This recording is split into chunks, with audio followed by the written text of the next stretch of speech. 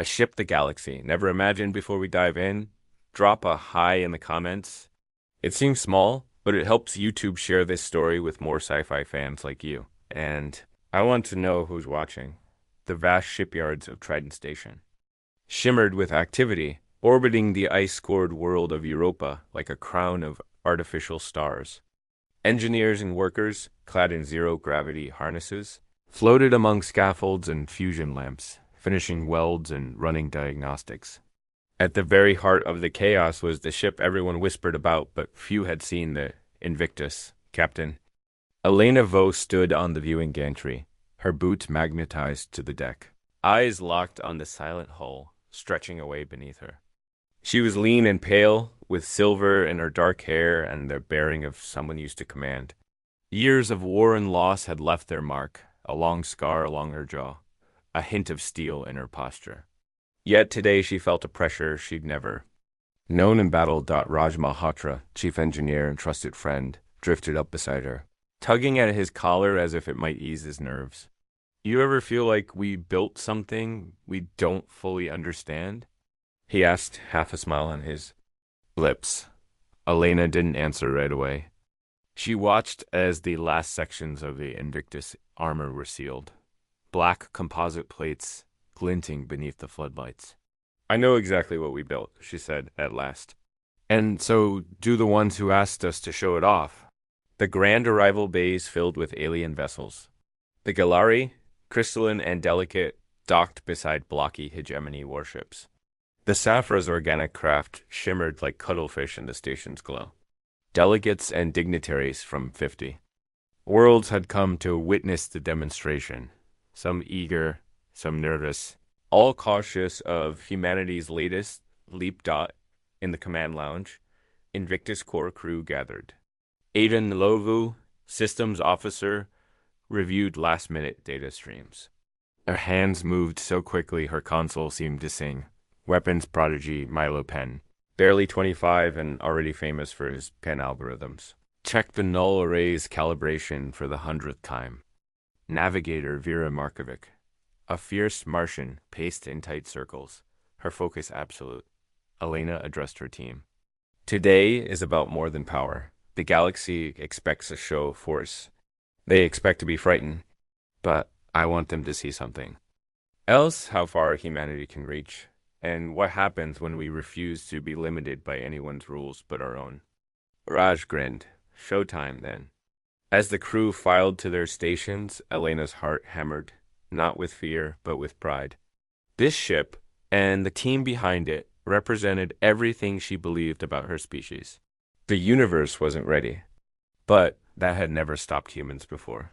The demonstration and the shock, the viewing galleries swelled with alien dignitaries, diplomats, and military attaches. Translators worked overtime, relaying hundreds of dialects through shimmering headsets. A tension ran through the room, a sense that the next few minutes could change the galaxy forever. On Invictus Bridge, Elena sat in the captain's chair. Flanked by Ada and Raj, Milo hunched over the weapons console, chewing his lower lip. Vera's fingers danced over the navigation controls, plotting escape vectors in case things went wrong. Station control signaled readiness. Invictus, you are clear for demonstration. Elena nodded. Begin. On the main view screen, a barren asteroid floated roughly the size of a mountain, composed of dense iron and nickel. In the past, such a target would take a fleet days to pulverize. Today, it was to be erased. Milo's voice was steady. Null array charged and ready.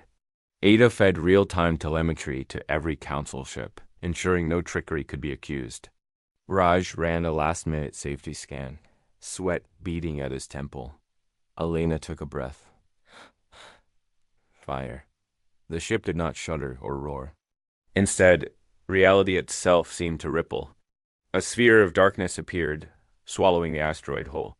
There was no explosion, no radiation spike, just a silence so profound it felt wrong.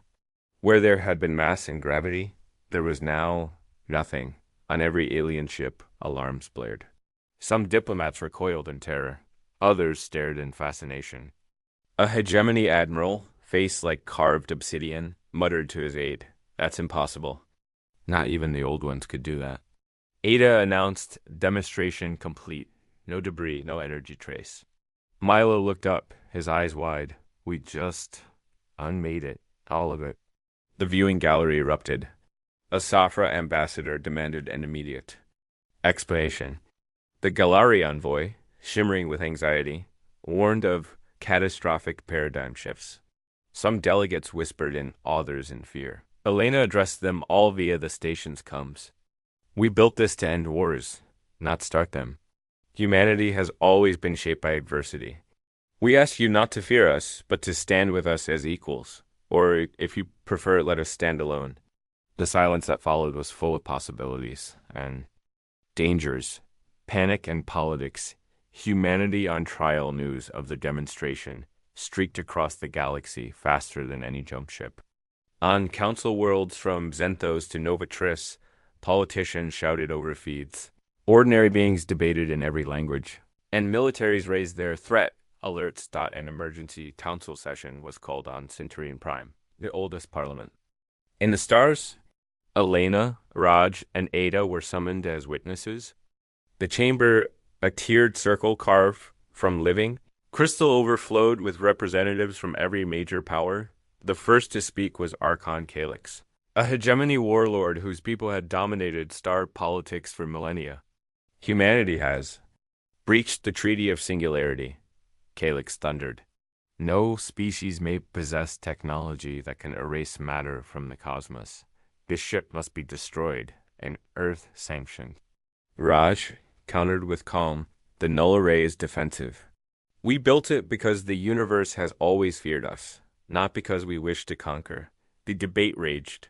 Some species, remembering old enemies, wanted the weapon banned. Others, quietly impressed by humanity's leap, suggested that the Invictus could act as a deterrent against rogue actors. Secretly, a few even plotted to steal the technology for themselves. Back on Trident Station, sabotage struck. Unknown agents infiltrated Invictus, attempting to hack the null array and transmit its schematics off-station. Ada's quick thinking triggered security lockdowns. She and Milo raced through maintenance tunnels, hunting the intruders. Meanwhile, sensors on the Outer Rim picked up an unknown fleet, dozens of ships, all bearing the ancient sigil of the extinct Drathan Empire. Long thought gone. The Drathan were the original creators of reality-altering tech banished from the stars for crimes against existence itself. Vera reported to Elena. They're coming straight for us. No comes. No demands. Elena looked. To her crew, we wanted to show the galaxy what we could do. Looks like we're about to be tested in ways we never imagined. As council arguments raged and saboteurs were caught, Invictus prepared for battle not against the council, but against the return of an enemy that terrified even the oldest empires.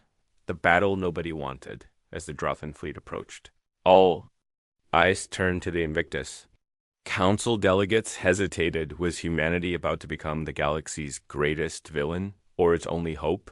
Elena stood on the bridge, her voice firm. We didn't build Invictus to conquer. We built it to defend. Everyone, whether they trust us or not.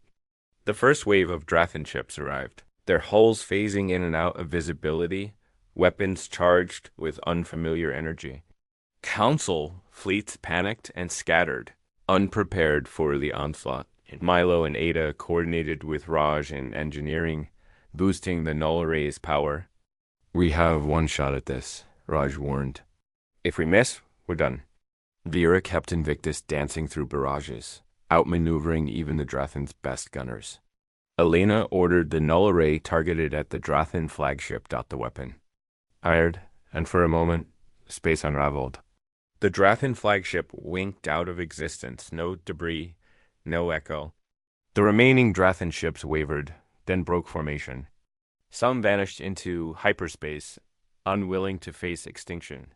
But it was not just the weapon that saved the day. Invictus crew worked together in ways the Drathan had never seen, improvising, adapting, using every tool at their disposal. They disabled saboteurs, jammed enemy comms, and even tricked the council fleets into rallying together against the true threat. As the battle ended, the Invictus floated among the ruins, battered but unbeaten. Humanity's greatest fear that they would become monsters had not come true. Instead, they had become the heroes the galaxy needed, the vote in a new future after the battle. A shaken but grateful council gathered for a final vote. Would humanity be banished for building the null array, or honored for saving countless worlds? Elena stood before the assembly, scars visible, eyes unflinching. We built the Invictus because we refused to be limited by fear ours or yours. Today, we proved we will use our strength to protect, not to dominate. Judge us by our actions, not your old nightmares. The votes were cast one by nervous hands and flickering holograms. For a long moment, it seemed the ban would pass. Then, by a single vote, it failed. The Invictus would not be outlawed. Humanity would keep their seat at the table, and their new role as guardians, not threats. As the crew of the Invictus celebrated in the dim glow of Trident Station, Raj raised a toast. To all the risks that got us here, to every leap of faith. Milo grinned, Ada smiled, and Vera hugged Elena hard. They were legends now, not just for what they'd built, but for what they'd chosen to do with it. Outside, the galaxy watched and wondered what humanity might dream up next.